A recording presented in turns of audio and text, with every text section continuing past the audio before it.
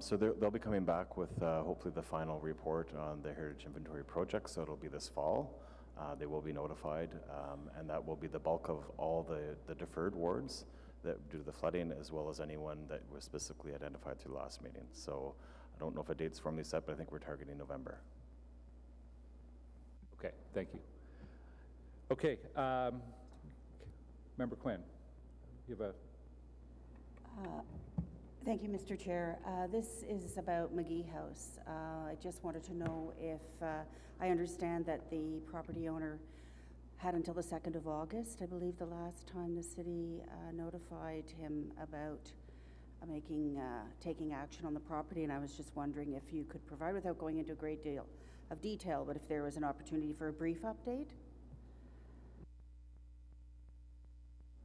Don't have a lot of detail. It's been kind of driven by building code, but the date has come and gone, and my understanding is that we are going in, the city is going in to do the work to stabilize. Okay, thank you for that. Okay. We have one other item of business today, an update on the William Street fire site, and Vice Chair Quinn has a motion to introduce. If you could read that for us. Thank you, Mr. Chair. The motion reads, be it resolved that the Build Heritage Subcommittee suspend the rules of procedure to receive an oral update from staff with respect to the William Street fire site, and to dispense with the requirement for staff to provide a separate written report on this update so that the committee may receive timely information on this matter. Is the motion carried? Carried. Thank you.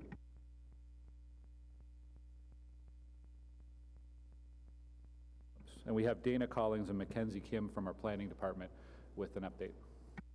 This is just really a brief verbal update for everyone so that there's no surprises when you start to see some work on the site. Sally Coots is the heritage planner carrying this file, but she's away on vacation, so I'll do my best. Committee probably all recall the fire back last April, which damaged a lot of the properties on William Street. The properties have been stabilized to a certain degree, and we've been working with the proponents to try to rectify the situation. There's been orders issued about remedying an unsafe building, and so the proponents have applied for building permits to demolish the unsafe portions, as well as heritage permits, because they have to, because they're in an HCD. We were able to issue under delegated authority a demo permit for those unsafe portions only.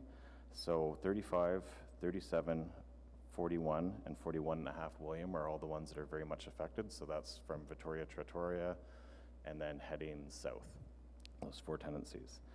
The good news is that 35, 37, and 41, the facades of all those buildings are going to be retained and restored through the process, as well as the 2 end stone walls on either end of that row.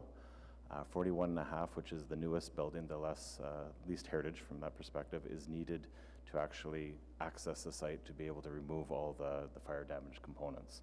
So that will have to come down, but the bricks and materials are going to be saved and, if possible, restored in the new development. So the owners are in discussion right now with the city about rebuilding.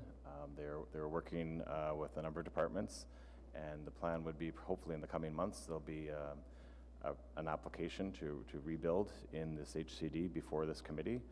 They'll also require possibly variances and a site plan control and possibly minor rezoning if they want to put additions on the top of the buildings. So that's really the status of where it's at, but it's the coming months when you'll actually see applications before you. Thank you. Are there any questions from committee members for staff? Councillor Brockington?